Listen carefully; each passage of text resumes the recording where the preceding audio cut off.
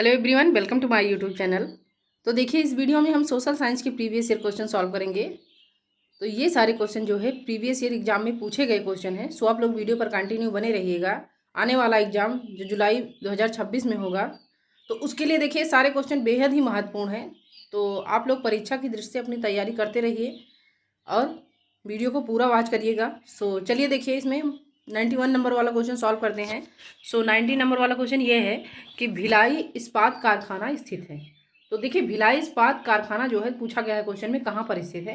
तो देखिए, भिलाई इस्पात कारखाना जो स्थित है ये छत्तीसगढ़ में स्थित है। ऑप्शन में दिया गया है झारखंड, मध्य प्रदेश, उड़ीसा। 3 राज्यों के नाम और दिए गए हैं, लेकिन राइट आंसर इसका हो जाएगा छत्तीसगढ़ कि भिलाई इस्पात कारखाना जो स्थित है तो ये छत्तीसगढ़ में स्थित है। अब देखिए, इसकी व्याख्या देख लीजिएगा थोड़ा कि भिलाई इस्पात कारखाना छत्तीसगढ़ में है और इसकी स्थापना 1955 में पूर्व सोवियत संघ के सहयोग से की गई। मान लीजिए क्वेश्चन में पूछा जा रहा है कि इसकी स्थापना तो किसके सहयोग से की गई, तो इसकी स्थापना जो है 1955 में पूर्व सोवियत संघ के सहयोग से की गई। और उसके आगे देखिए कि steel authority of India limited के अंतर्गत इस्पात कारखाने कौन कौन से हैं। तो देखिए, भिलाई इस्पात कारखाना तो ये स्थित है छत्तीसगढ़ में। उसके बाद राउरकेला इस्पात खाना तो ये स्थित है उड़ीसा के बोकारो शहर में। और अगला पूछा जाएगा कि इस्पात कारखाना तो ये स्थित है झारखंड के दुर्गापुर शहर में। सो इसमें देखिए, भिलाई इस्पात कारखाना का नाम पूछा गया है तो राइट आंसर हो जाएगा छत्तीसगढ़। स्थापना तो 1955 में किसके सहयोग से, तो पूर्व सोवियत संघ के सहयोग से की गई। So right answer option number ए।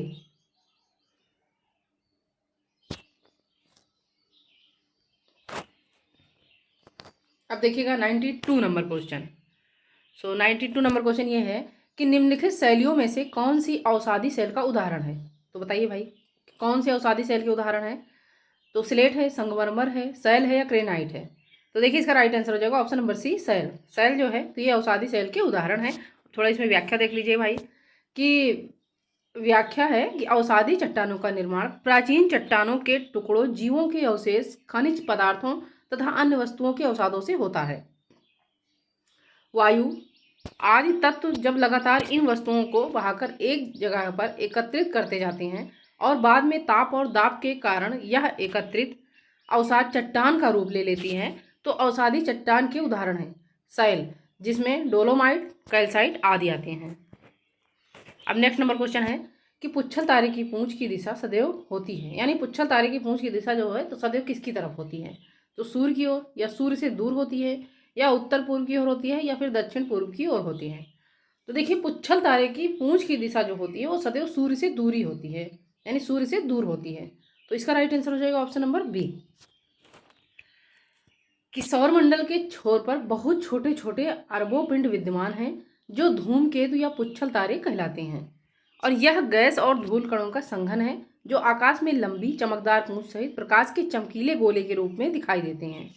धूमकेतु केवल तभी दिखाई पड़ता है जब वह सूर्य की ओर अग्रसर होता है, क्योंकि सूर्य किरणें इसकी गैस को चमकीला बना देती हैं और धूमकेतु की पूंछ जो होती है वो हमेशा सूर्य से दूर होता है, यानी सूर्य से दूर होता दिखाई देता है। तो देखिए, इसका राइट आंसर हो जाएगा ऑप्शन नंबर बी।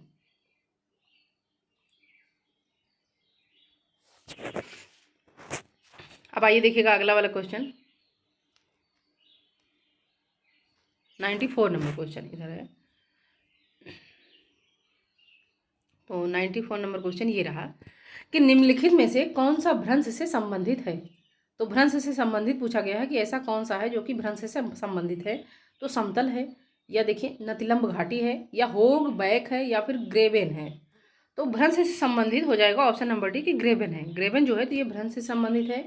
अब देखिए, जब भ्रंश तो जब दो समानांतर भ्रंशों का मध्यवर्ती भाग नीचे धंस जाता है तो उसे त्रेणी या भ्रंश घाटी कहते हैं। देखिए, भ्रंश किसे कहते हैं, तो जब दो समानांतर भ्रंशों का मध्यवर्ती भाग यानी बीच वाला भाग नीचे धंस जाता है तो उसे हम त्रेणी या भ्रंश घाटी कहते हैं। और जर्मन भाषा में इस प्रकार की घाटी को ग्रेबेन कहा जाता है।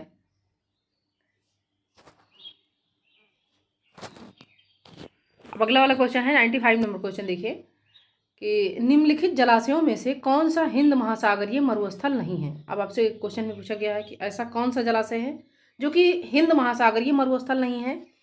तो पहले वाले ऑप्शन में दिया गया है आटाकामा, बी है अरेबिया, सी है गोबी, या डी है कालाहारी। तो पूछा गया क्वेश्चन में कि निम्नलिखित जलाशयों में से कौन सा हिंद महासागरीय मरुस्थल नहीं है। तो इसका सही उत्तर हो जाएगा ऑप्शन नंबर सी, गोबी। गोबी जो है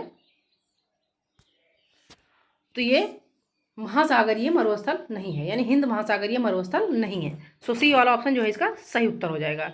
अब देखिए इसमें व्याख्या देख लीजिएगा गोबी के बारे में क्या क्या दिया गया है।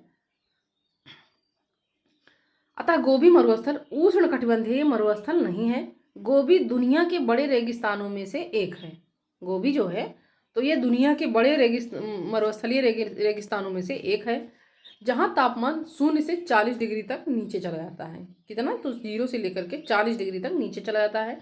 और यह चीन के कजाक वाले तिब्बत और मंगोलिया में स्थित है। और यह दुनिया का 5वां सबसे बड़ा मरुस्थल है और एशिया का सबसे विशाल मरुस्थल है। दुनिया का जो है तो गोबी मरुस्थल तो दुनिया का चौथे नंबर का मरुस्थल है, तो 5वां सबसे बड़ा मरुस्थल है। और एशिया का जो है तो एशिया महाद्वीप का सबसे विशाल मरुस्थल है। तो देखिए इसमें जो है ऑप्शन नंबर सी जो है इसका सही उत्तर हो जाएगा कि निम्नलिखित जलाशयों में से कौन सा हिंद महासागरीय मरुस्थल नहीं है। तो सी इज राइट आंसर, यानी गोबी मरुस्थल जो है तो ये हिंद महासागरीय मरुस्थल नहीं है।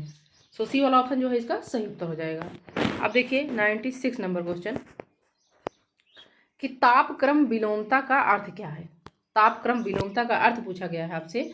तो देखिए ऑप्शन में है, पहला वाला ऑप्शन है कि बढ़ती ऊंचाई के साथ घटता क्रम तापक्रम, या फिर बढ़ती ऊंचाई के साथ बढ़ता हुआ तापक्रम, या देखिए अगला है कि बढ़ती ऊंचाई के साथ स्थिर तापक्रम, या फिर बढ़ती ऊंचाई के साथ अस्थिर तापक्रम। तो आपसे तापक्रम विलोमता का अर्थ पूछा गया है। तो देखिए इसका सही उत्तर हो जाएगा कि बढ़ती ऊंचाई के साथ बढ़ता हुआ तापक्रम, यानी बी वाला ऑप्शन जो है इसका सही उत्तर हो जाएगा। अब देखिए इसमें कि सामान्य परिस्थितियों में ऊंचाई बढ़ने के साथ साथ तापमान घटता जाता है, जिस दर से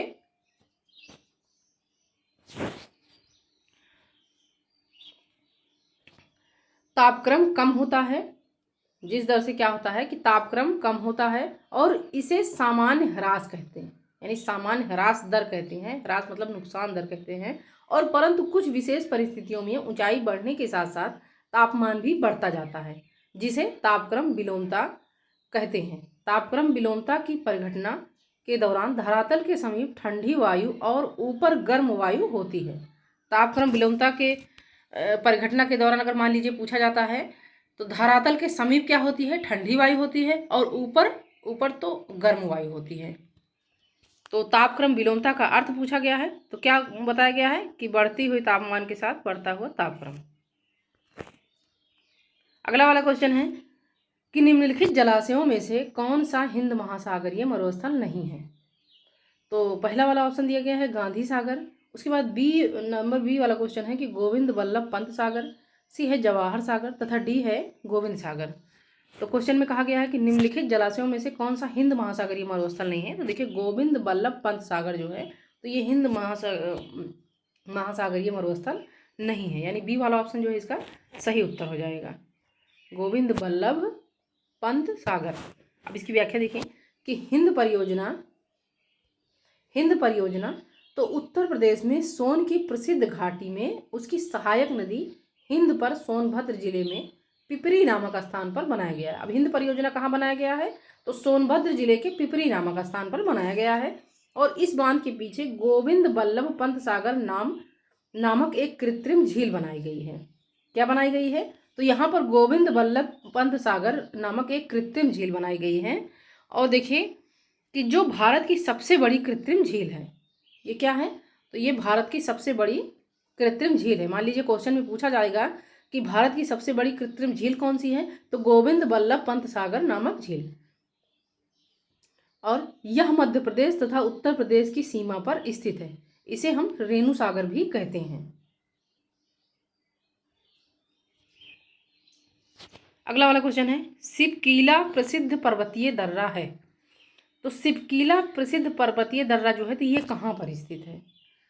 तो आइए देखिए ऑप्शन देखिए कि जम्मू एवं कश्मीर का, यानी सिपकीला जो एक प्रसिद्ध दर्रा है तो ये जम्मू एवं कश्मीर राज्य का हिस्सा है, या उत्तराखंड का है, या सिक्किम का है, या फिर देखिए हिमाचल प्रदेश का है। तो देखिए इसका राइट आंसर हो जाएगा कि सिपकीला जो एक प्रसिद्ध पर्वतीय दर्रा है ये स्थित है हिमाचल प्रदेश में। अब देखिएगा इसमें कि स्थान पर्वतीय दर्रा, तो हिमाचल प्रदेश जो है, तो हिमाचल प्रदेश का प्रसिद्ध दर्रा, पर्वतीय दर्रा है सिपकीला, जो कि किन्नौर जिले में, रोहतांग में तथा बाड़ाला चाला में स्थित है। उसके बाद देखिए जम्मू कश्मीर का, तो जम्मू कश्मीर का प्रसिद्ध दर्रा कौन सा है?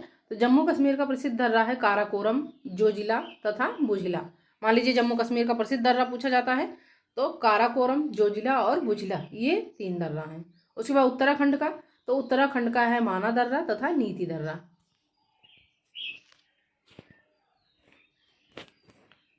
अब देखिएगा अगला वाला क्वेश्चन, तो अगला वाला क्वेश्चन देखिए। अब देखिए एक दर्रा और बचा है सिक्किम का, तो सिक्किम में कौन सा प्रसिद्ध दर्रा है? तो नाथुला दर्रा और जौलहुला दर्रा, नाथुला दर्रा और जौलहुला दर्रा, ये हो गया सिक्किम का। अब 99 नंबर क्वेश्चन देखिएगा कि सामाजिक अध्ययन के अध्यापक को विषय वस्तु के साथ साथ ज्ञान होना चाहिए। यानी अगर आप सोशल साइंस पढ़ा रहे हैं, एक आप सोशल साइंस की टीचर हैं, तो आपको अपने अध्यापन के साथ साथ विषय वस्तु के साथ साथ किस चीज़ का ज्ञान होना चाहिए? तो देखिए इसमें ए वाला ऑप्शन है शिक्षा के उद्देश्यों का, या शिक्षण विधियों का, या शिक्षण तकनीक का, या उपर्युक्त में से कोई नहीं।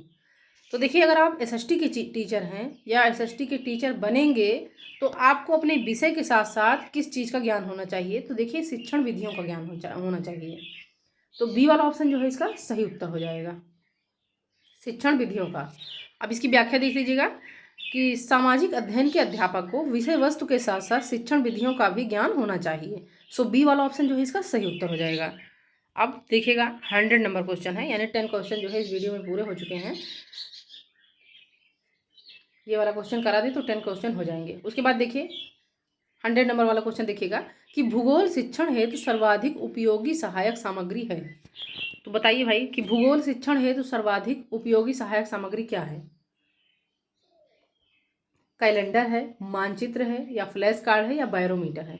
तो देखिए अगर भूगोल शिक्षण है जो सबसे उपयुक्त, सबसे अच्छी, सबसे सहायक सामग्री तो वो होगी मानचित्र। सो बी वाला ऑप्शन जो है इसका सही उत्तर हो जाएगा।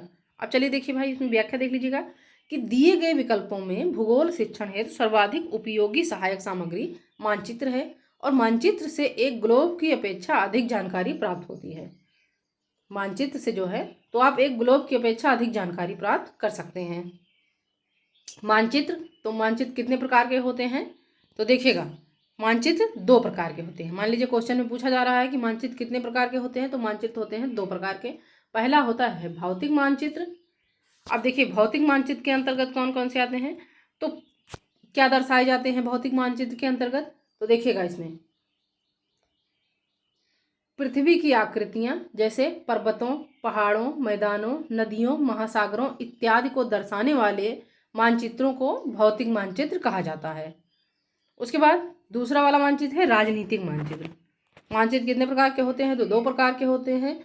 कौन कौन से? भौतिक मानचित्र और राजनीतिक मानचित्र। और भौतिक मानचित्र में क्या दर्शाया जाता है? तो भौतिक मानचित्र में पर्वतों, पहाड़ों, मैदानों, नदियों, महासागरों आदि को दर्शाया जाता है। अब देखिए कि राजनीतिक मानचित्र में क्या क्या दर्शाया जाता है, तो देखिएगा इसमें कि राजनीतिक मानचित्र में तो राज्यों, नगरों तथा गांवों और विश्व के विभिन्न देशों और राज्यों तथा उनकी सीमाओं को दर्शाने वाले मानचित्र को राजनीतिक मानचित्र कहा जाता है। अब देखिएगा अगला वाला क्वेश्चन 101 नंबर क्वेश्चन है कि भारतीय संविधान का कौन सा भाग मौलिक अधिकारों से संबंधित है? तो ऑप्शन नंबर ए है कि भाग 1, भाग 2, भाग 3 या भाग 4। तो देखिएगा कि भारतीय संविधान का कौन सा भाग जो है तो मौलिक अधिकारों से संबंधित है। तो देखिए इसका सही उत्तर हो जाएगा भाग 3। भाग 3 जो है तो ये भारतीय संविधान में मौलिक अधिकारों से संबंधित है। अब देखिए इसकी व्याख्या देख लीजिएगा कि भारतीय संविधान के भाग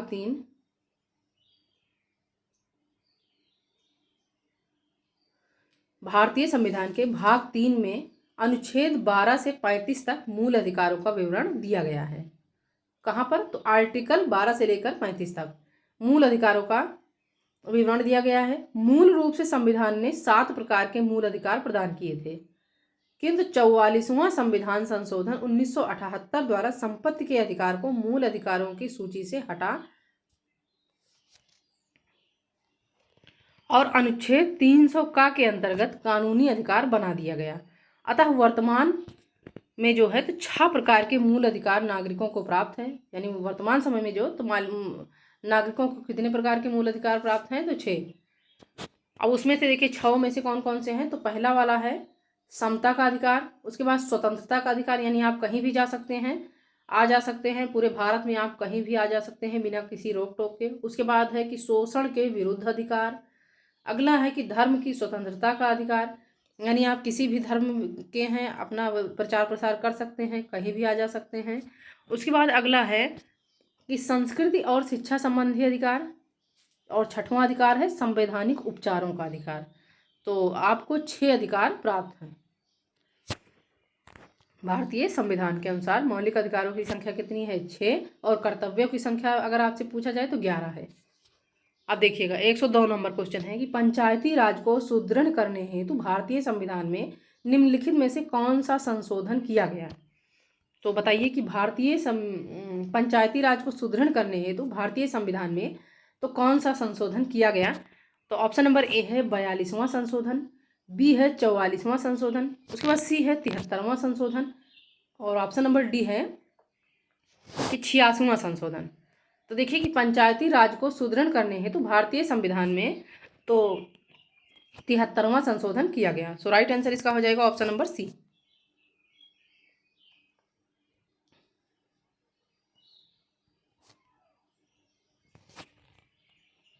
अब इसमें देखिए कि भारतीय संविधान के राजनीति निर्देशक तत्व भाग 4 में अनुसूचित 40 ग्राम पंचायतों के गठन का उपबंध करता है। अतः 1992 के 73वें संविधान संशोधन द्वारा पंचायती राज का गठन किया गया तथा भारतीय संविधान में एक नया भाग 9 पंचायतें नाम से जोड़ा गया। अब देखिएगा अगला वाला क्वेश्चन है कि अंतर्राष्ट्रीय न्यायालय का मुख्यालय स्थित है। तो ऑप्शन नंबर ए है न्यूयॉर्क में, बी है लंदन में, उसके बाद देखिएगा अगला वाला ऑप्शन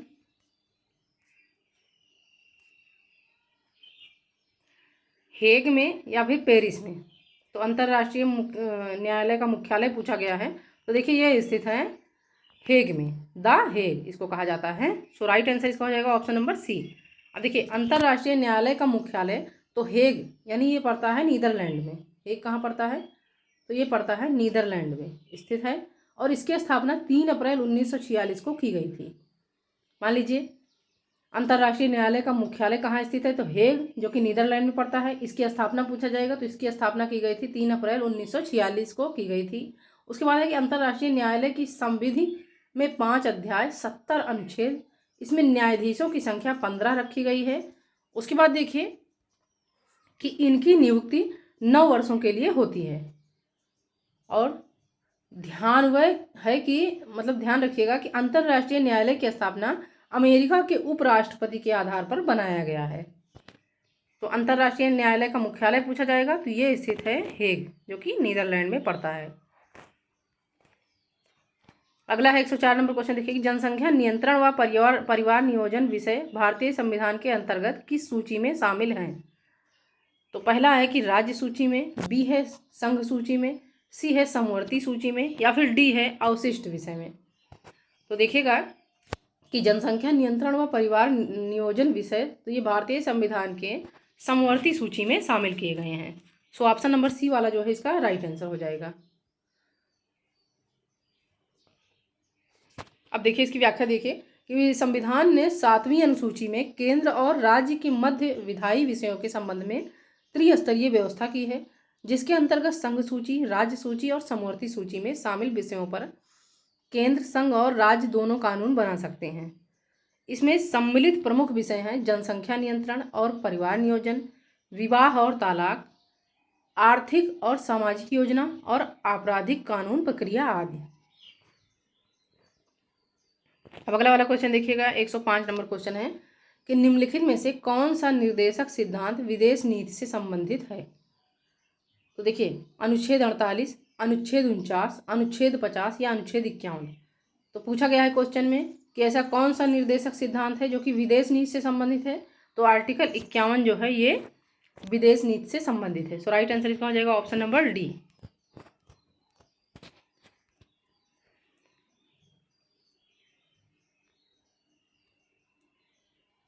अब देखिए इसकी व्याख्या, देखिए कि भारतीय संविधान के भाग 4 में अनुच्छेद 36 से 51 तक राज्य के नीति निर्देशक सिद्धांतों का उल्लेख किया गया है। अनुच्छेद 51 अंतर्राष्ट्रीय शांति और सुरक्षा की अभिवृद्धि करना तथा राष्ट्रों के बीच न्यायपूर्ण और सम्मानपूर्ण संबंधों को बनाए रखना तथा अंतर्राष्ट्रीय विधि और बाध्यताओं के प्रति आदर बढ़ाना और अंतर्राष्ट्रीय विवादों के मध्यस्थ द्वारा निपटाने के लिए प्रोत्साहन देना उपबंधों का उल्लेख करता है। अतः यह विदेश नीति से संबंधित है। अब देखिएगा अगला वाला क्वेश्चन है 106 नंबर क्वेश्चन। देखिए कि सामुदायिक विकास कार्यक्रम शुरू किया गया। तो देखिए सामुदायिक विकास कार्यक्रम ये किस वर्ष शुरू किया गया, 1952, 1955 में या 1957 में या 1960 में। तो सामुदायिक विकास कार्यक्रम ये शुरू किया गया 1952 में। सो इसका सही उत्तर हो जाएगा ऑप्शन नंबर ए। अब इसकी व्याख्या देखिए कि सामुदायिक विकास कार्यक्रम की शुरुआत 2 अक्टूबर 1952 के प्रथम पंचवर्षीय योजना 1951 से लेकर के 56 के दौरान की गई। सामुदायिक विकास कार्यक्रम की शुरुआत तो कब की गई, 2 अक्टूबर 1952। कौन सी पंचवर्षीय योजना थी, तो प्रथम पंचवर्षीय योजना। कब से लेकर कब तक, तो 1951 से लेकर के 56 के दौरान की गई। उसके बाद है कि सामुदायिक विकास कार्यक्रम में कृषि विकास, सिंचाई साधनों का विकास, शैक्षिक विकास, यातायात के साधनों का विकास। उसके बाद है कि कारीगरों और कृषकों तथा अन्य व्यवसायों हेतु प्रशिक्षण एवं स्वास्थ्य, सफाई, आवास तथा मनोरंजन की व्यवस्था के तत्व सम्मिलित किए गए। तो सामुदायिक विकास कार्यक्रम की शुरुआत पूछा गया था, तो राइट आंसर इसका हो जाएगा 1952। देखिए महीने का नाम नहीं पूछा गया है, लेकिन देख लीजिए कब किया गया, तो पूरा डिटेल में 2 अक्टूबर 1952 के प्रथम पंचवर्षीय योजना के दौरान किया गया। सो ए वाला ऑप्शन जो है इसका सही उत्तर हो जाएगा। अब अगला वाला क्वेश्चन देखिए, 107 नंबर क्वेश्चन है कि भारत के उच्चतम न्यायालय ने भारतीय संविधान के बुनियादी ढांचे का सिद्धांत दिया। तो भारत के उच्चतम न्यायालय यानी कि सुप्रीम कोर्ट, भारत के उच्चतम न्यायालय ने भारतीय संविधान के बुनियादी ढांचे का सिद्धांत जो है तो किस मामले में दिया है, शंकर प्रसाद के मामले में या फिर सज्जन सिंह के मामले में या गोलकनाथ के मामले में या केशवानंद भारतीय के मामले में। तो देखिए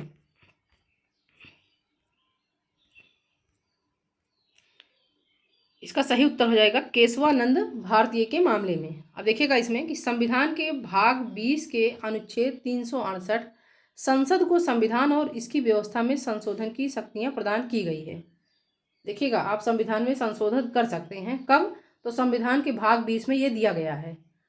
आर्टिकल 368 संसद को संविधान और इसकी व्यवस्था में संशोधन की शक्तियां प्रदान की गई है, किंतु संविधान की उन व्यवस्थाओं को संशोधित या समाप्त या कम नहीं किया जा सकता है। यानी जो संविधान में लागू कर दिया गया है तो उन व्यवस्थाओं को समाप्त या कम नहीं किया जा सकता है जो संविधान के मूल ढांचे से संबंधित हो। और यह व्यवस्था उच्चतम न्यायालय द्वारा केशवानंद भारतीय मामले जो कि 1973 में दी गई थी। अगला वाला क्वेश्चन है कि भारतीय संविधान के किस अनुच्छेद के अंतर्गत राज्यपाल एक विधेयक को राष्ट्रपति की स्वीकृति के लिए सुरक्षित रखने की शक्ति रखता है। तो देखिए कि भारतीय संविधान के पूछा गया है किस अनुच्छेद में अंतर्गत राज्यपाल एक विधेयक को राष्ट्रपति की स्वीकृति के लिए सुरक्षित रखने की शक्ति रखता है। तो देखिए आर्टिकल 52 या आर्टिकल 108, आर्टिकल 200 या फिर आर्टिकल 213। तो देखिए इसका राइट आंसर हो जाएगा ऑप्शन नंबर सी, आर्टिकल 200। इसकी व्याख्या देखिए कि अनुच्छेद 200 उपबंध करता है कि राज्यों की विधायिका द्वारा पारित विधेयक राज्यपाल के समक्ष प्रस्तुत किया जाएगा और इस पर वह अपनी सहमति दे सकता है या उसे अस्वीकृत कर सकता है। वह विधेयक पुनर्विचार हेतु विधायिका को वापस भेज सकता है और इसके अतिरिक्त वह विधेयक को राष्ट्रपति की स्वीकृति के लिए सुरक्षित रख सकता है। अनुच्छेद 213 राज्यपाल को अध्यादेश जारी करने की शक्ति प्रदान करता है। अब देखिए 109 नंबर क्वेश्चन है कि भारतीय उपराष्ट्रपति का निर्वाचन निर्वाचक मंडल द्वारा किया जाता है जिसके सदस्य होते हैं। तो बताइए कि भारतीय उपराष्ट्रपति का निर्वाचन निर्वाचक मंडल द्वारा किया जाता है जिसके सदस्य, तो पहला है कि राज्यसभा के सभी सदस्य, या फिर संसद के दोनों सदनों के सभी सदस्य, या सी है कि संसद के दोनों सदनों के निर्वाचित सदस्य। या देखिए अगला वाला ऑप्शन है, डी वाला ऑप्शन देखिए कि राज्यसभा के निर्वाचित सदस्य। तो देखिए इसका राइट आंसर हो जाएगा ऑप्शन नंबर बी कि संसद के दोनों सदनों के सभी सदस्य। अब इसकी व्याख्या देख लीजिए कि उपराष्ट्रपति देश का दूसरा सर्वोच्च पद होता है।